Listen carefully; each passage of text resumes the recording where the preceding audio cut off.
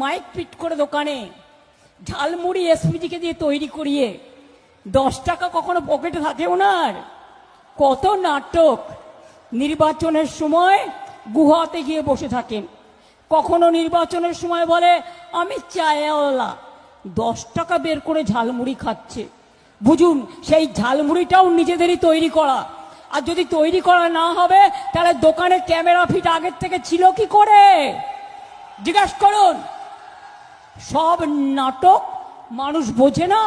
যেখানে মিটিং করে রেলে করে লোক নিয়ে আসে, বাইরে থেকে লোক নিয়ে আসে, নিয়ে এসে মিছিল মিটিং করে। কোনো একটা এজেন্ট দেওয়ার ক্ষমতা নেই, বাইরের এজেন্সিকে দিয়ে আর ভাবছে প্রশাসনকে চাপ দিয়ে। এখন যেহেতু ইলেকশন, মনে রাখবেন আগামী 3 সপ্তাহ বাদে তৃণমূল কংগ্রেস সরকারই আসছে এবং তারাই আসবে।